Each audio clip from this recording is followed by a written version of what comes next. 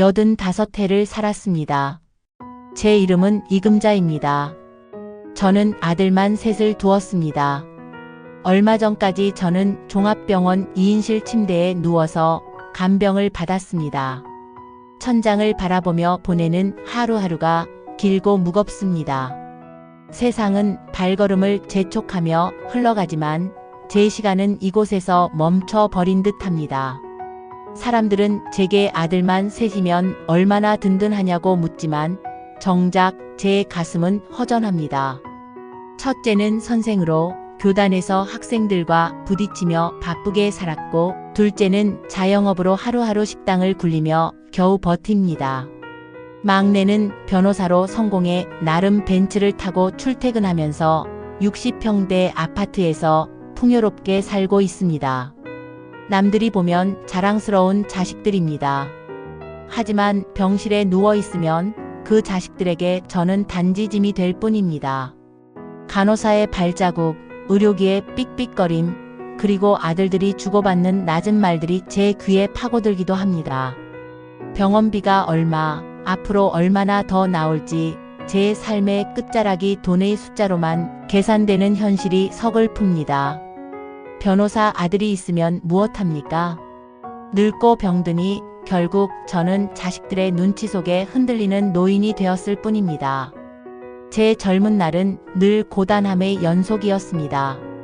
남편은 생활력이 없어 가정을 지탱하는 몫이 제 어깨에 오롯이 얹혔습니다.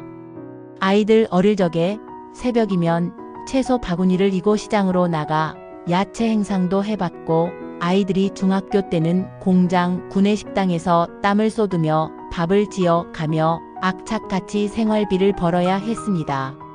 나중에는 청소원으로 보험회사 사무실 바닥을 닦으며 하루하루 생계를 이어갔습니다. 손에 굳은 살이 박히고 허리는 굽어갔습니다. 하지만 저는 아들 셋만큼은 굶기지 않고 공부시켜 모두 학사모를 씌우겠다는 마음으로 악착같이 버텼습니다. 첫째는 언제나 책을 놓지 않는 모범생이었고 선생이 되어 아이들을 가르쳤습니다. 둘째는 마음이 곱고 성실했지만 가진 것이 없어 작은 식당으로 생계를 이어갑니다. 막내는 머리도 좋고 말도 잘해 결국 변호사가 되었습니다. 이웃들은 말했습니다. 이금자 씨 고생 끝에 자식 농사 대성공했네. 저는 그 말에 눈물을 삼켰습니다. 하지만 지금 이 병실에서 느끼는 건 성공이 아니라 씁쓸한 외로움입니다. 제가 흘린 땀과 눈물이 자식들의 든든한 울타리가 되어줄 거라 믿었지만 현실은 그렇지 않았습니다. 제 헌신은 빛을 잃고 남은 건 병든 몸과 자식들의 계산기 두드리는 소리뿐이었습니다.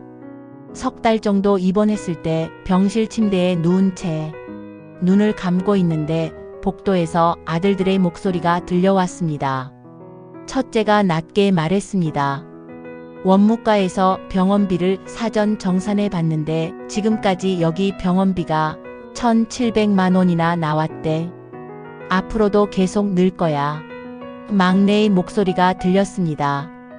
요양병원으로 모시는 것도 생각해 봐야겠어.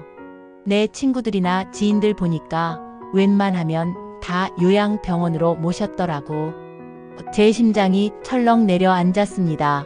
저는 결코 요양병원에서 죽고 싶지 않았습니다. 종합병원 병원비가 부담이 된다면 요양병원 안 가고 그냥 집에서 죽는 게 낫다고 생각했습니다. 둘째가 단호하게 대답했습니다.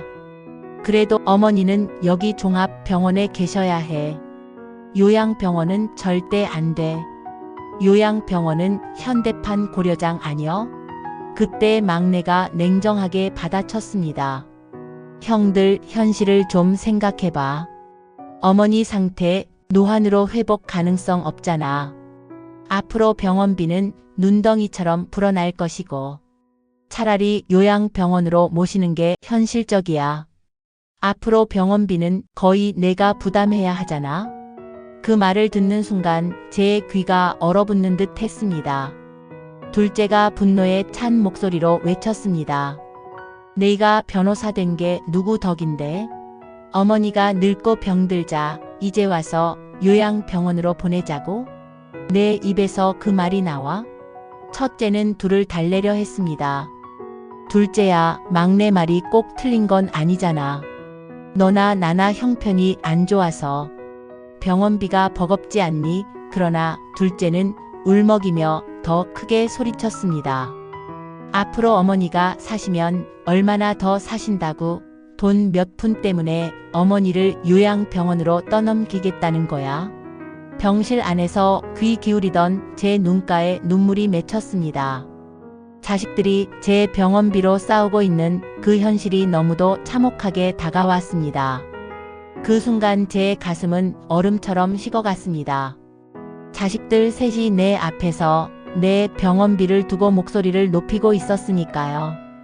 둘째의 목소리에서는 저를 요양병원 안 보내고 지키려는 진심이 느껴졌습니다. 하지만 막내의 차가운 말은 제 심장을 깊숙이 찔렀습니다.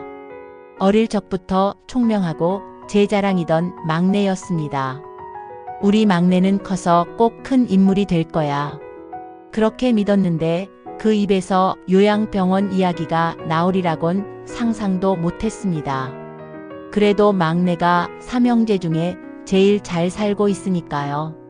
첫째는 늘 이성적인 태도로 합리적인 선택을 하려 했지만 그 말은 결국 부담을 나누자는 제안일 뿐이었습니다.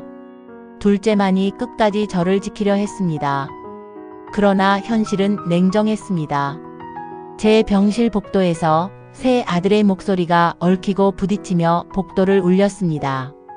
저를 향한 사랑과 계산, 책임과 현실이 한데 뒤엉켜 차가운 바람처럼 제 가슴을 스쳤습니다.